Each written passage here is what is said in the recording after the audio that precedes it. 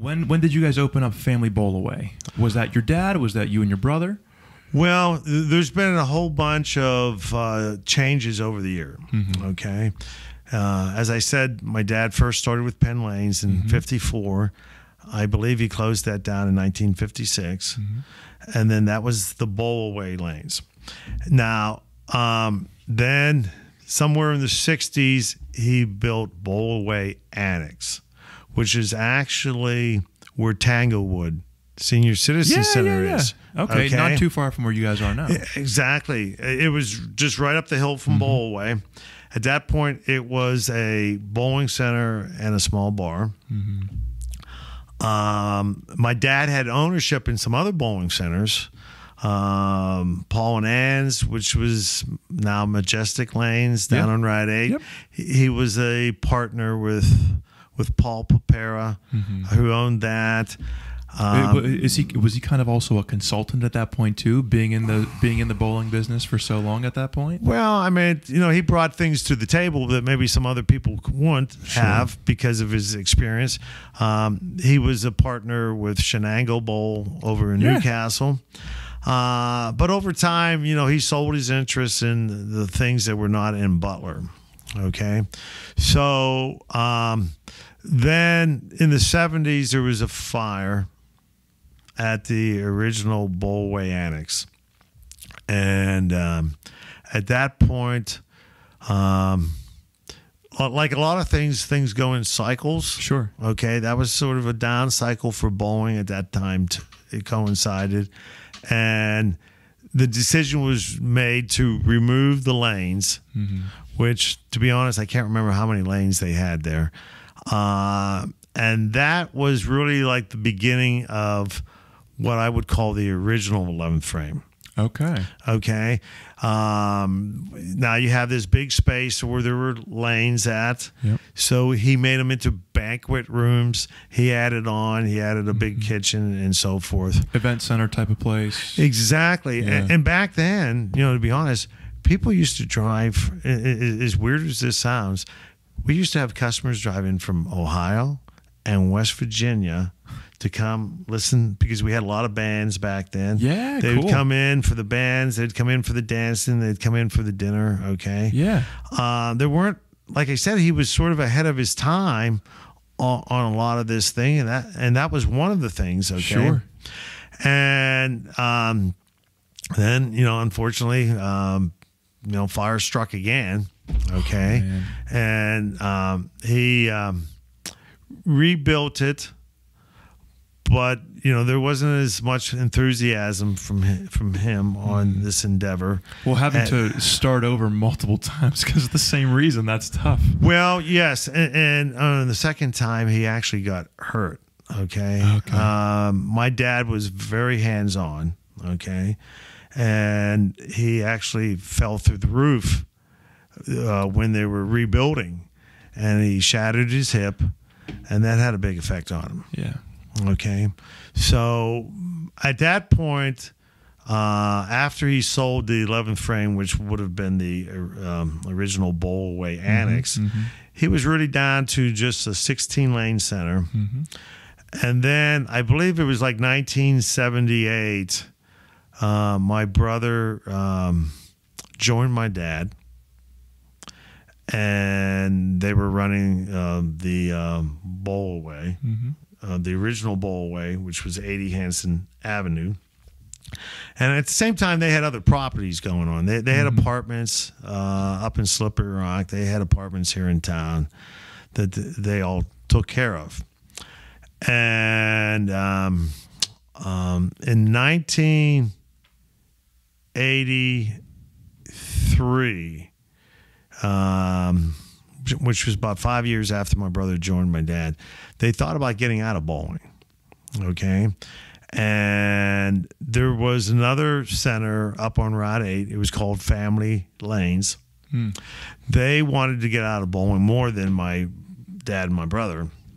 So they basically contacted them and basically made a proposal for, why don't you buy my establishment, move your lanes up to where we're at. Okay, at that point, Center Township was hopping. Okay, Clearview Mall had just been built. Yeah. You know, at that point, there was a lot of momentum to that part of Butler. Sure. That was like the hot spot of town. Okay, and so they added on to family lanes. And they basically moved some of the lanes that they had there on Hanson Avenue up to family lanes. They physically moved the lanes, you're saying? They physically moved the lanes, okay, up there. Wow. And that was 1983. What's that process like? Well, all that equipment is heavy. Yeah.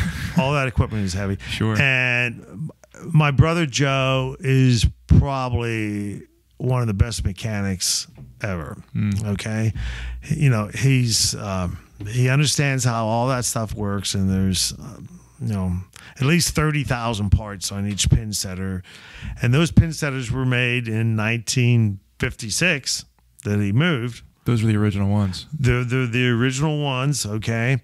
And the lanes are extremely heavy. Sure. So they moved the lanes. They moved everything, okay?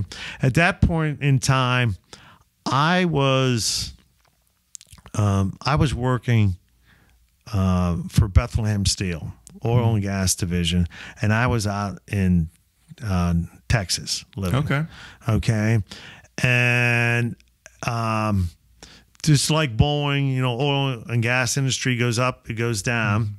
And the oil industry was going down at that point. And the company that I worked for, Bethlehem Steel, transferred me to Ohio. And I had this huge, massive territory of, from New York City to Chicago was my territory, okay? And so you were traveling a decent amount at that point too. Exactly. Okay. And basically, you know, my brother Joe reached out to me and he said, look, he says, would you like to go in business together? And we could be equal partners. So I thought about it for a little while, and, you know, I was putting in a tremendous amount of hours on this travel. Yeah. So I thought, well, you know, if I'm going to work that many hours, I'm going to maybe work for myself. Sure. For that many hours, okay? And had your dad exited the business at this point, or was he leaving the business at this point? He had sold the business.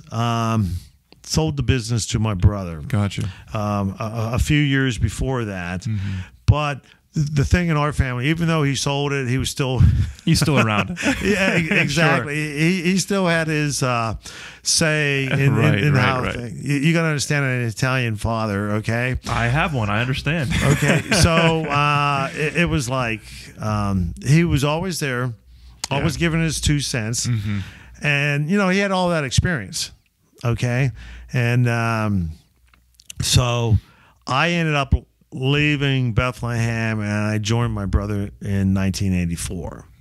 So at that point, we had 28 lanes. We were in at family lanes. We were in a rental situation.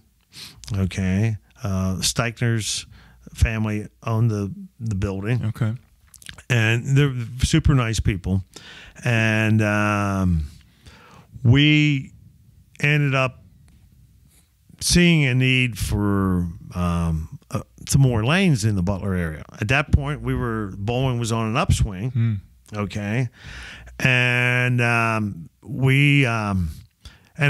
that time also it was a major event in the bowling industry in the sense of computerized scoring had just started coming out to where people did not have to manually keep scoring, right? Okay, and we saw much less cheating that way too. Well, exactly, yeah, and we saw an opportunity to where if you're one of the first to do that in your market, that's a draw.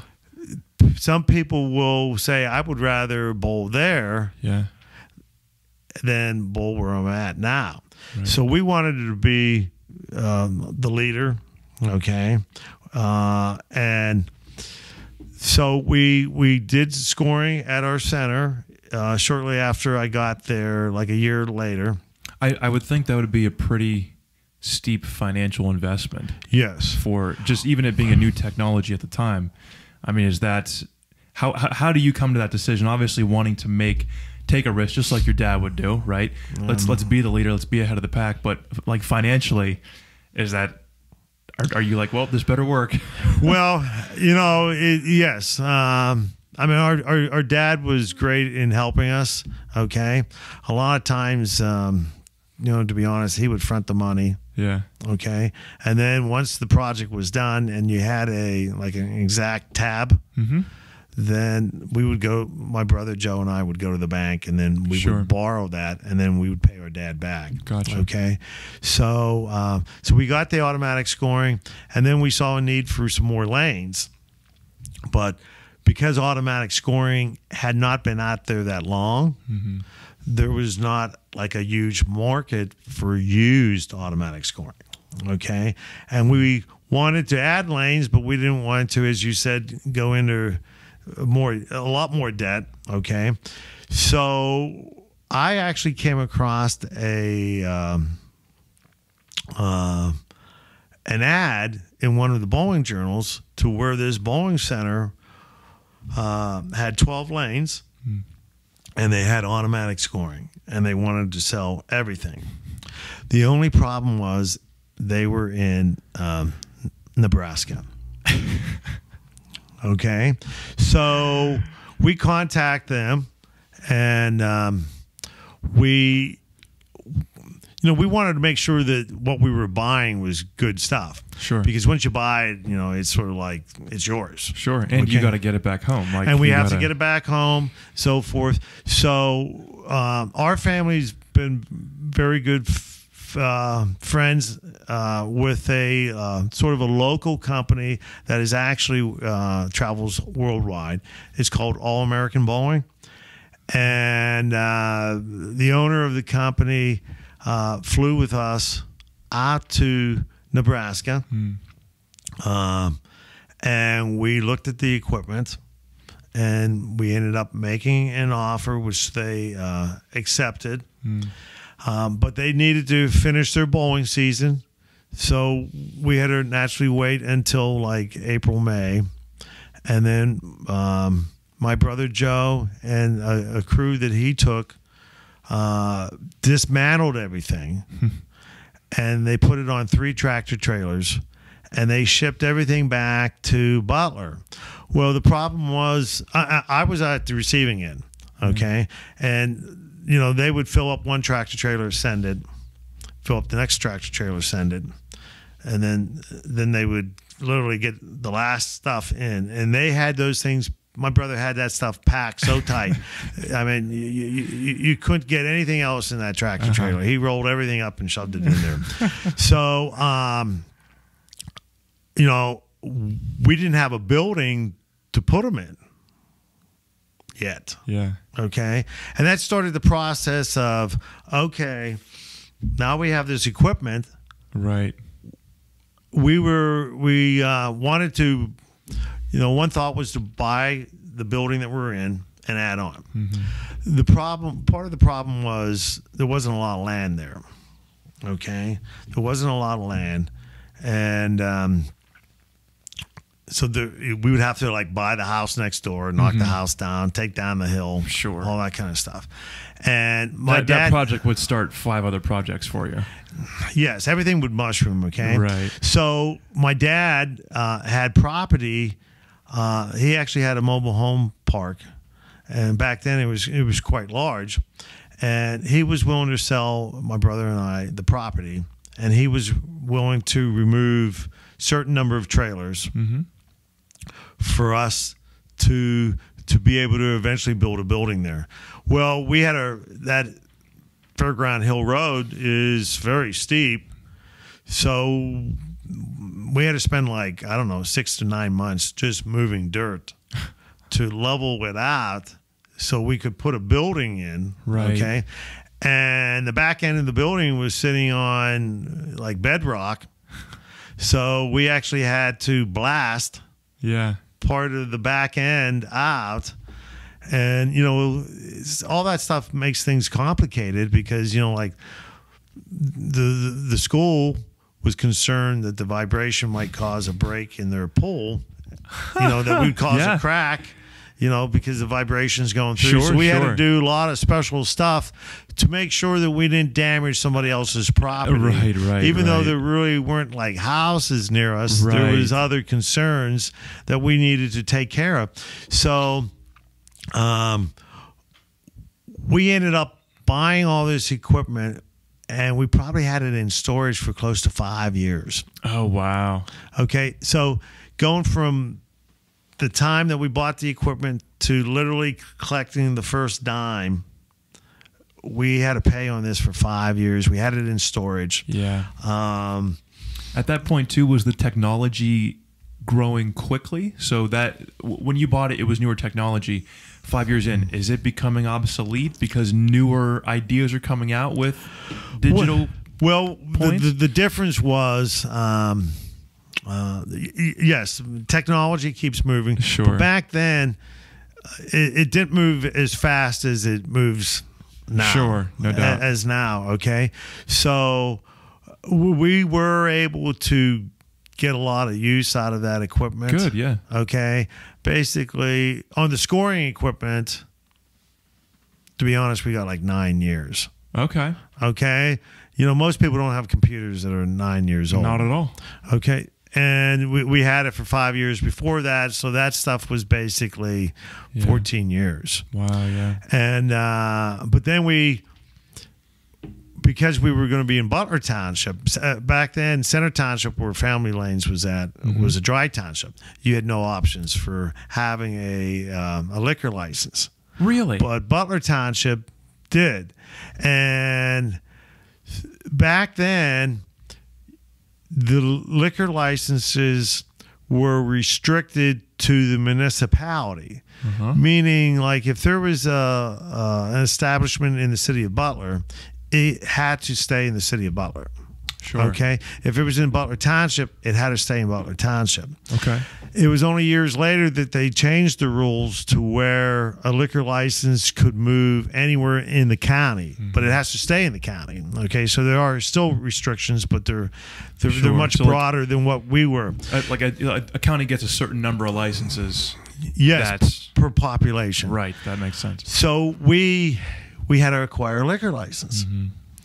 And there was a place at the Greater Butler Mark that had gone bankrupt, and we had to go into bankruptcy court, and we had to compete against another entity to buy that license, and then we had to put it in storage.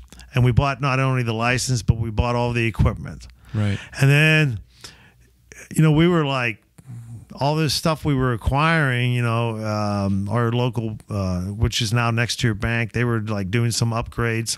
So we bought like their night deposit box system. Yeah. We put that in storage. We had stuff everywhere. Okay. Until we were able to build our new building, which we opened in August of 1992. Okay. So at that point, when we put everything together, we went from a 16 lane at Bowlaway to 28 lanes up at Family Bowlaway, because we combined the word family and Bowlaway. Yeah, cool. Okay. And then when we moved in 92, we went to 40 lanes.